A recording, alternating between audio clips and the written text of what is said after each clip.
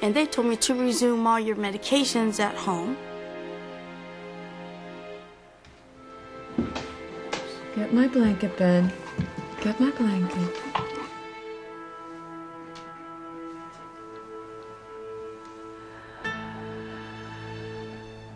But the morphine mixed with her regular medication was a deadly combination.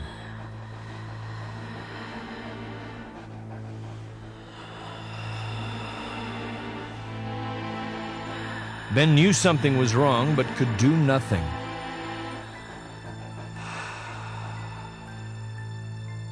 I decided we should give her a call and just see how she was doing.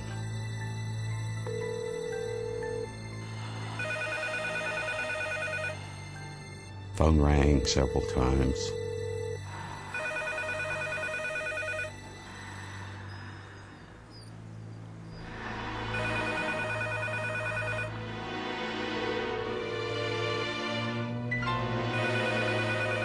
Then the phone picked up and Ben started to bark. And barked incessantly. Now that's not like Ben. He's just not a barker. Karen? Can you hear me? What's wrong? As he would stop, I could hear very heavy, labored breathing and couldn't figure out what was going on.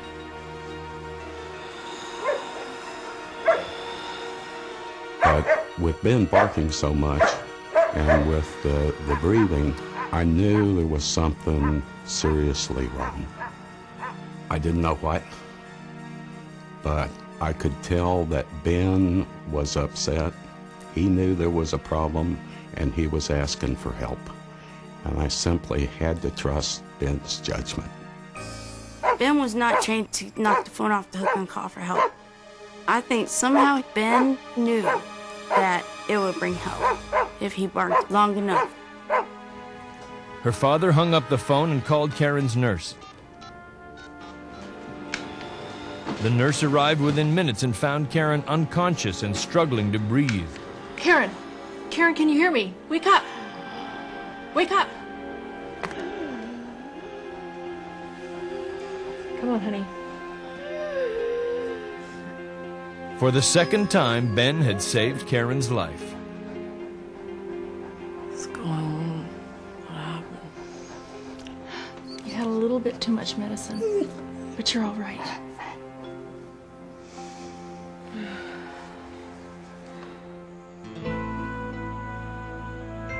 I was just sitting one day, and it was a beautiful day, and I was watching Ben, and I'm thinking about all that I had in my life now.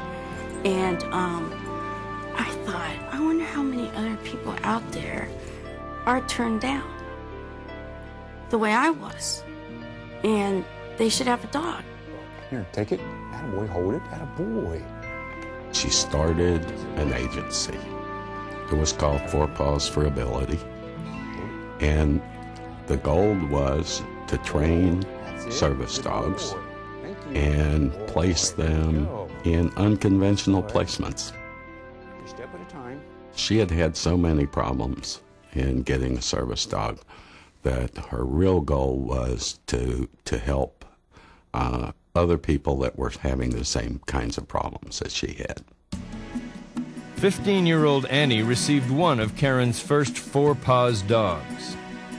Some of the stuff Butler does for me, he can open doors, he can do light switches, he can get a parent if I need one, he can get the phone, pick stuff up that I drop, and a lot of other stuff that just helps me be more independent.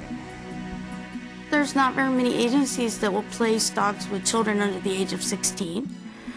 There's not very many agencies that will place dogs with people who have hidden disabilities. Good boy. Good boy. Everybody that has a disability, if they think that the dog is going to make their life better in any way, then somebody should do the best they can to get them a dog. 4Paws, a non-profit organization, has now placed dozens of dogs with disabled people across the country. With the disabilities that she's had, the problems that she's had, it would be so easy to just sit back and do nothing and let the world go by. But she's never been willing to do that. We certainly are very proud. Thanks to her beloved dog, Ben, Karen was now strong enough to take on a new challenge. It seems we're going to be grandparents. Karen is in the process of adopting a special needs child from Bulgaria.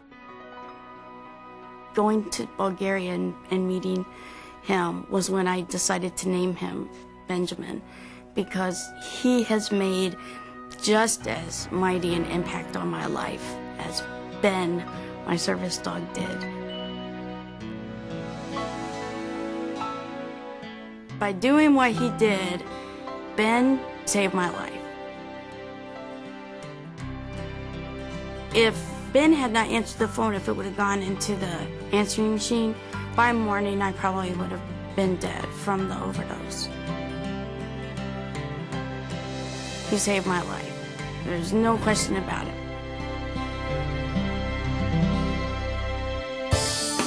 Thank you for joining us. Send us the miracles in your life and come back next time for more amazing stories.